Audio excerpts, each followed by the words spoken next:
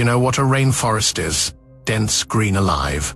A place where scientists catalog species, where explorers document ecosystems, where the world assumes it understands what lives inside. But the Congo is not that rainforest. In the Congo, helicopters have photographed creatures that should not exist at this size. Stones have generated electricity with no known mineral composition. Explorers have descended into caves and refused, for the rest of their lives, to describe what they saw inside. The Democratic Republic of the Congo covers 2.3 million square kilometers, but at least 30% of it has been formally surveyed. What lives in the remaining 70% has never been confirmed. What follows are 15 discoveries from that territory. Some have been investigated. Some remain officially unexplained. A few have never been returned to. Each one was real enough to change the people who found it. We begin at 15. Number 15. The epidemic frontier. There are places in the world where disease moves slowly, where infrastructure, funding, and medical response can absorb a crisis before it becomes a collapse. The Democratic Republic of the Congo is not one of those places. In the years surrounding the global pandemic, the country was already managing simultaneous outbreaks of measles, polio, malaria, and Ebola, not sequentially, but concurrently. 4 distinct biological crises occupying the same population, the same healthcare system, the same limited supply of medical personnel. UNICEF issued formal warnings that the country's health infrastructure was not simply strained. It was at the point of irreversible failure. Supply chains for essential medicines had fractured. Vaccination programs had stalled. Facilities designed for hundreds were receiving thousands. Then the pandemic arrived. What makes this more than a humanitarian statistic is what it reveals about the Congo specifically. This is a nation of extraordinary natural wealth, minerals, forest resources, river systems that supply water to a continent.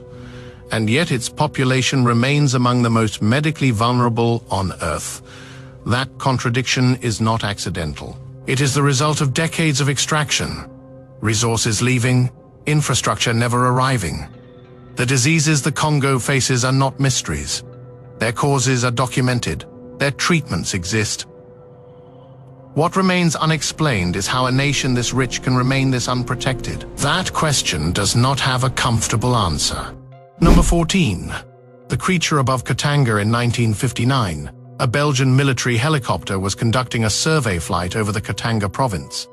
The pilot was Remy van Lierde, a decorated combat veteran with service records from both the Belgian Army and the British Royal Air Force during the Second World War. His credibility was not theoretical, it was institutional. What van Lierde and his crew observed from the air was a snake. That description does not adequately prepare you for the scale of what they reported. The largest verified snake ever recorded, a reticulated python, measured 6.25 meters. Van Lierde estimated the creature below them at over 15 meters in length. When they descended for a closer pass, the animal raised itself approximately 3 meters from the ground, nearly the height of the helicopter's landing gear. He photographed it. The photograph exists. The testimonies of his crew corroborate his account in specific detail. The creature was described as thick enough that its body displaced ground vegetation as it moved. Some researchers have suggested it was an abnormally large African rock python. Others point to the titanoboa, a prehistoric species believed to have reached 13 meters, thought to be long extinct. What no researcher has fully explained is how an animal of that size could exist in a region with sufficient survey history that it should have been documented before. Van Lierde never publicly questioned what he saw. He had photographed enough things in his life to distinguish between what was plausible and what was not. He believed he knew the difference. Number 13. The gold beneath the ground. There is a moment that occurs in certain places in the Congo where the ordinary surface of the earth gives way to something that does not belong in the visible world. In a region already known for mineral extraction, footage emerged of a hillside where exposed rock contained concentrations of gold dense enough that local villagers began excavating with their hands. Thousands arrived within hours. the site transformed from a rural landscape into something resembling a controlled emergency. Authorities eventually intervened. Mining was suspended. The material was confiscated. What remained, after the police cordon and the news coverage and the official statements, was a quieter and more persistent question. The Congo holds an estimated $24 trillion in untapped mineral reserves: gold, cobalt, tantalum, coltan, diamonds. The geological foundation of the modern technological economy runs directly beneath this country's soil. And yet the per capita income of its population remains among the lowest on Earth. That gap between what the ground contains and what people above it receive is not a recent development. It has been structurally enforced for over a century, through colonial administration, through corporate extraction agreements, through the deliberate underdevelopment of local ownership. The villagers who arrived at that hillside with shovels were not being irrational.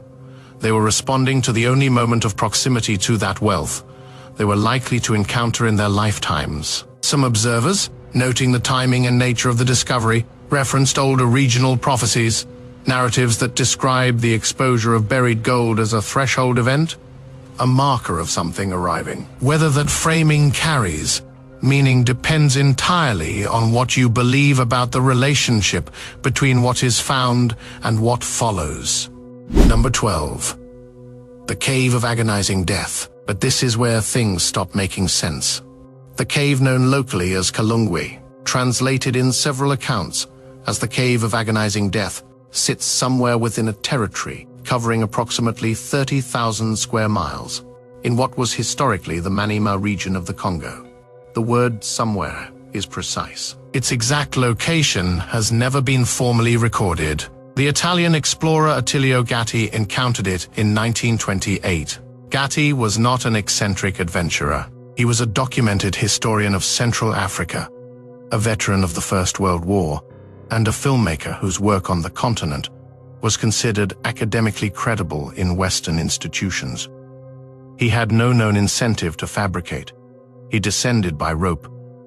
What he described inside was not metaphorical. Skeletal remains, not a few, but arranged in what he described as a chamber, accompanied by what appeared to be the accumulated evidence of multiple deaths over an extended period. The cave's interior, he noted, was occupied by spiders and snakes, using the remains as habitat.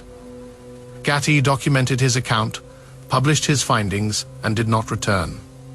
Not once. A man who had spent decades entering the most remote and dangerous territories on the African continent found something inside that cave that ended his interest in exploring it.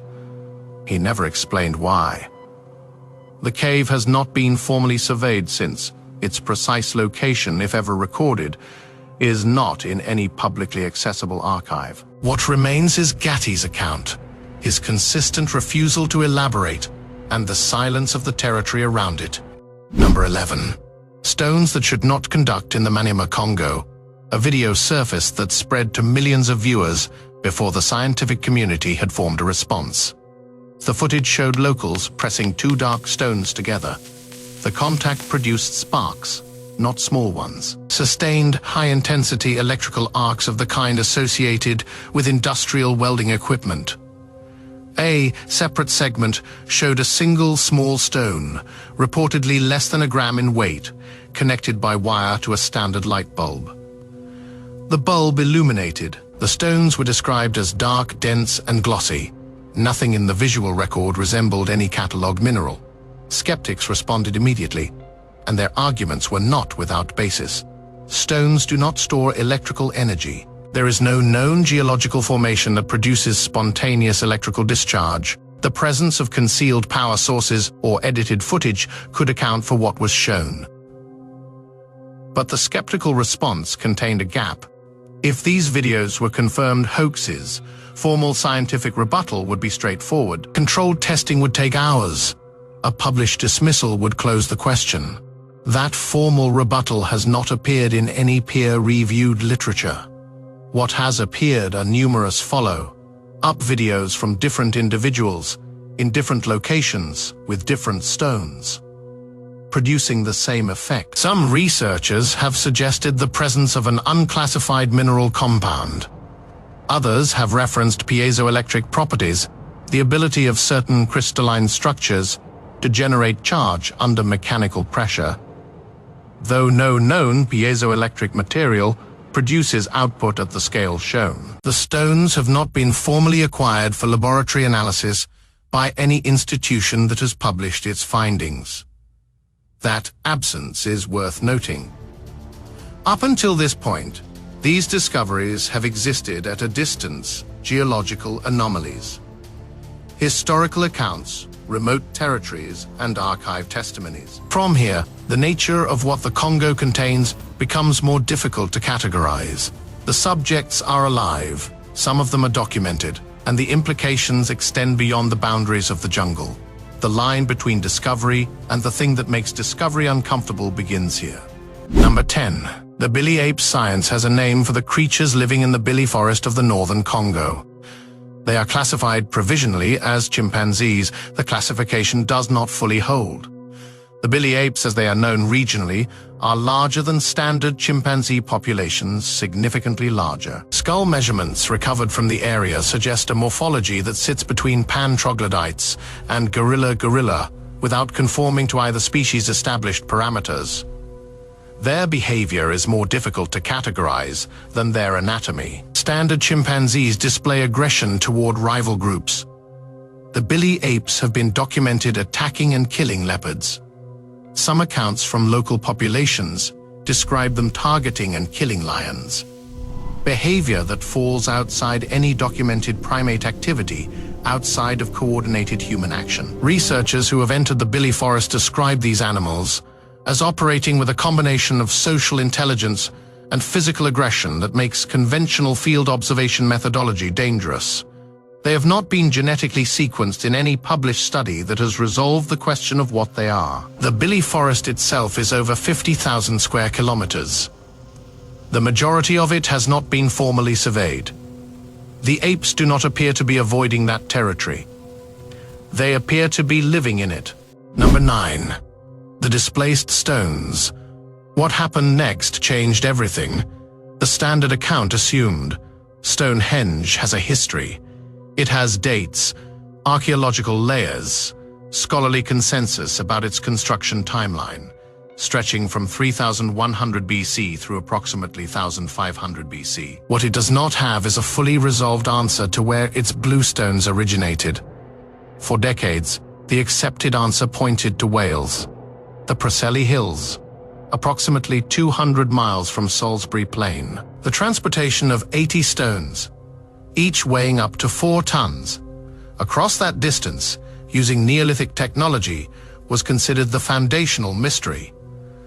Then a secondary theory emerged. Geological analysis of certain stones within the formation identified mineral compositions more consistent with equatorial African geological profiles than with British or European formations. Some researchers examining fossil inclusions within specific samples suggested an origin point that, if confirmed, would rewrite not just the history of Stonehenge, but the history of Neolithic human movement across continents. The theory has not achieved mainstream acceptance. It has also not been formally disproven with published counter-analysis. What it suggests, if taken seriously, is a Neolithic trade network of a scale and geographic reach that current archaeology has not accounted for. The stones stand where they always have. The question of where they came from has simply expanded in scope. Number 8. The webs between the trees, the Jabberwocky, is not a legend in the way that most cryptid accounts function. Most cryptid narratives originate from a single sighting, expand through retelling, and dissolve when examined against the physical record. The Jabberwocky, the giant spider of the Congo basin, exists in a different category. It appears consistently across tribal accounts from groups with no historical contact with one another. Described in consistent physical detail, a body the size of a dinner plate, brown coloration, webs, spanning multiple meters between trees, positioned low to the ground rather than elevated. British explorer R.K. Lloyd documented an encounter in 1938 in which he and his wife observed what they described as a spider of extraordinary size crossing a jungle path. Lloyd was a naturalist.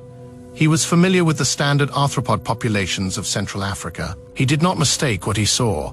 The Congo Basin contains the second largest contiguous tropical rainforest on Earth. Its canopy depth, river network, and interior inaccessibility make comprehensive arthropod survey practically impossible. The largest spider currently classified, the Goliath bird-eater of South America, reaches a leg span of 30 centimeters. It was formally described by science in 1804, more than 2 centuries. After European contact with South America, the Congo's interior has never received equivalent survey depth. Some researchers suggest what witnesses encountered was a known species observed under conditions that distorted scale.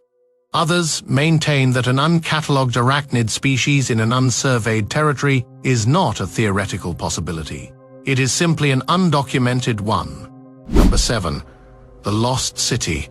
And this is where the historical record begins to fall apart.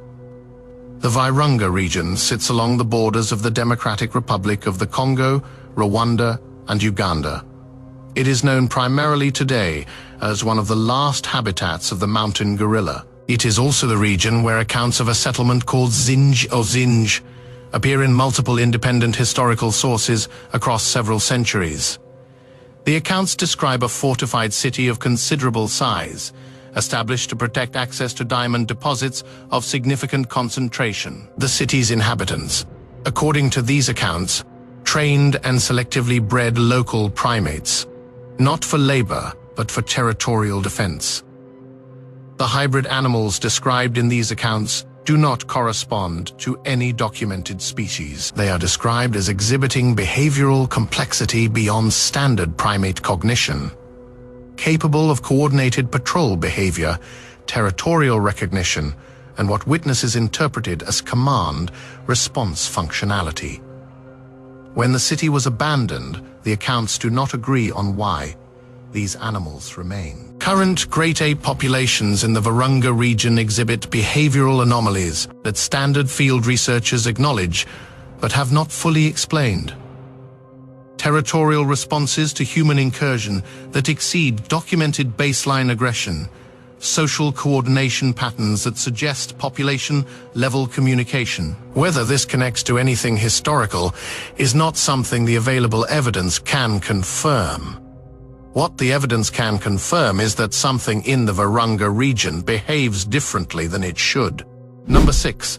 The cobalt underneath the Democratic Republic of the Congo produces approximately 72% of the world's cobalt supply. Cobalt is the element that makes rechargeable lithium-ion batteries function. Every mobile phone, every laptop, every electric vehicle currently operating on any road in any country draws on material extracted from Congolese soil. The extraction process is not automated in most of the country's artisanal mining sector.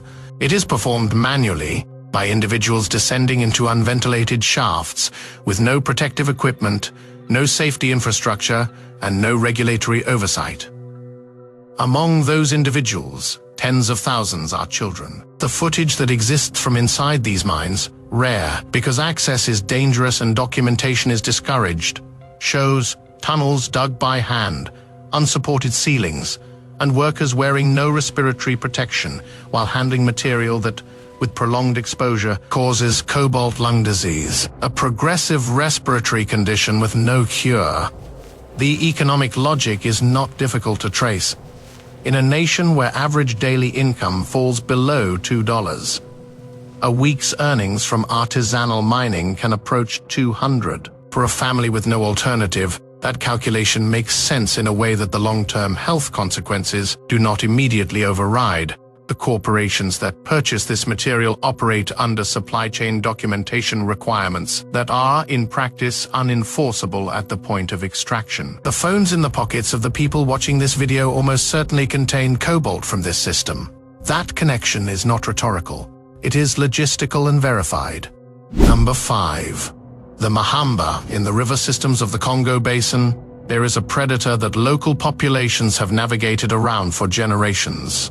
They call it the Mahamba. It is described as crocodilian in form, not metaphorically similar to a crocodile, but sharing the same fundamental body plan, armored dorsal surface, laterally compressed tail, ambush hunting behavior from submerged positions.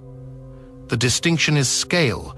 Accounts place it at lengths between 12 and 15 meters. The largest confirmed Nile crocodile ever recorded measured 6.4 meters. The behavioral profile described by riverside communities is consistent across regions. The Mahamba does not hunt from the bank. It waits beneath large vessels, canoes, flat-bottomed riverboats, and strikes upward. Several river communities maintain charts, passed orally through generations, identifying specific bends and shallow areas where the creature has been historically active. The Sarcosuchus imperator, a Cretaceous era crocodilian, reached confirmed lengths of 12 meters. Its fossil record exists.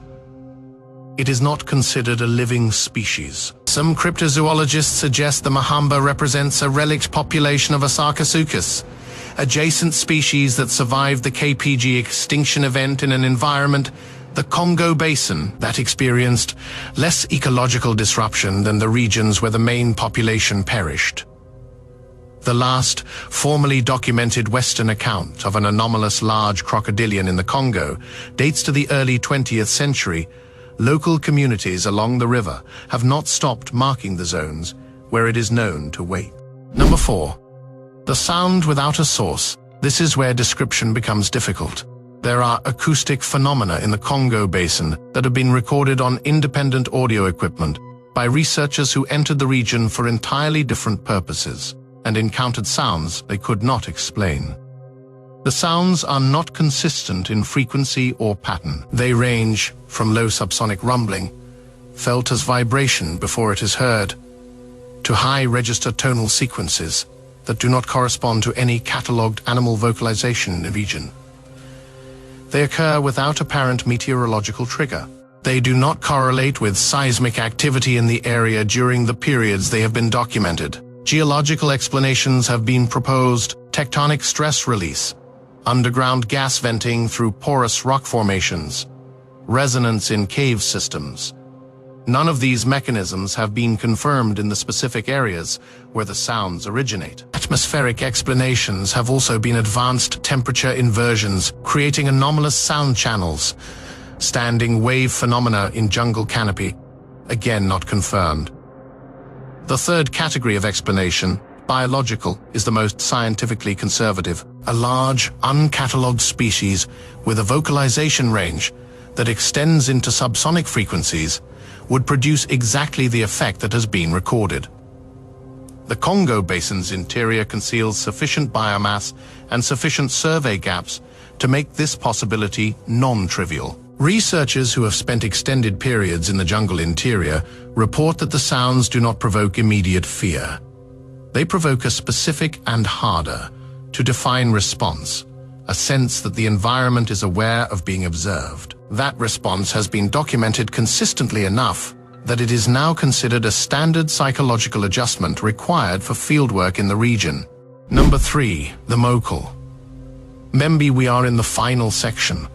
What follows exists at the boundary between what can be documented and what the available evidence cannot fully account for. The Mokele-mbembe is described across more than a century of accounts from Congo Basin populations as a large, semi-aquatic animal with a long neck, a small head, a heavily muscled tail, and herbivorous feeding behavior. It is reported to inhabit the deep river systems and swamp forests of the interior, particularly the Likwala swamp region, which covers approximately 55,000 square kilometers, and is, by most estimates, among the least accessible territories on Earth. Formal expeditions seeking to confirm or disprove its existence have been conducted since the early 20th century. None have returned with photographic evidence. None have definitively ruled out the animal's existence. What is consistently reported across expeditions from different countries and different decades is that local guides who know the Likwala region well will not enter certain zones. Not because of traditional taboo, because, as they describe it, something large has been heard in those zones, and the sound it makes does not correspond to anything else that lives there. The Plesiosauria are considered extinct. The fossil record places their extinction at 66 million years ago. The Likoala swamp has not been fully surveyed. Its depth, its root system labyrinth, and its lack of navigable access make comprehensive biological survey practically impossible with current technology. Something lives in that swamp. Many things do. Whether one of them is what the accounts describe has not been answered. The question remains open in a way that is not rhetorical. Number 2. The insects that should not be this large, there is a threshold in entomology, above which insect physiology, as understood, begins to encounter structural constraints. Exoskeletal load-bearing capacity, respiratory system efficiency, and neural complexity all impose upper limits on viable insect body size under current atmospheric oxygen concentrations. The Goliath beetle of the Congo basin exceeds what those models predict. At over 10 centimeters in length and a documented weight of 100 grams in larval stage, making it among the heaviest insects on Earth by mass. The Goliath beetle represents a data point that sits outside the standard predictive framework. The Congo is also home to the largest documented praying mantis species and to millipede populations that reach sizes that, in Western contexts, are associated with extinct carboniferous arthropods from periods when atmospheric oxygen was significantly higher than present levels. The question of why these insects reach these sizes in this specific environment has not been resolved. Climate alone does not account for it. The oxygen levels in the Congo basin are not measurably different from adjacent regions where the same insect families remain within expected size parameters. Some researchers have proposed that the Congo's ecological isolation, its dense canopy, its relatively undisturbed interior, its extraordinary biodiversity has allowed evolutionary trajectories to continue along paths that external pressures terminated elsewhere. If that is correct, what it implies about the other species inhabiting those same undisturbed interior zones is not a comfortable line of reasoning to follow to its end. Number 1. The mountain gorilla and what protects it. We reach the final entry, not because it is the most distant or the most unexplained. We reach it because it is the closest, in the Virunga Mountains, along a border where 3 nations converge and where armed conflict has been intermittent for decades. The mountain gorilla persists. Fewer than 1,100 individuals remain. They live in a territory that is simultaneously a UNESCO World Heritage Site and an active zone of military operation, mineral extraction, and displacement of civilian populations.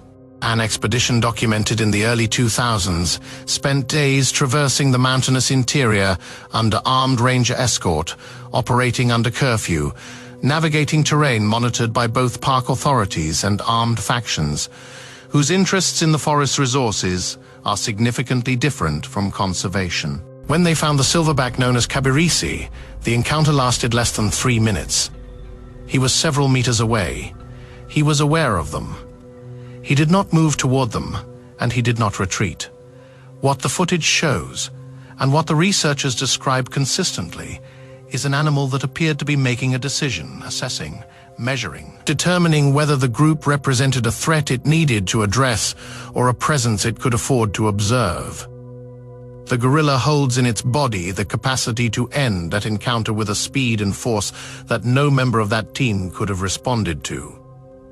It chose not to. That choice, if choice is the right word, is not fully explained by the behavioral models we apply to great apes. Those models account for flight, aggression, and submission. They do not fully account for restraint. What the mountain gorilla understands about the situation it inhabits, a shrinking range, an escalating threat, a world that is consuming the forest around it, is not something we can assess from the outside. What we can observe is that it remains in a territory this dangerous, surrounded by pressures this severe. It continues to exist. That fact is either a testament to resilience, or it is a warning about what it costs to survive in a place the world has decided to take everything from. 15 entries.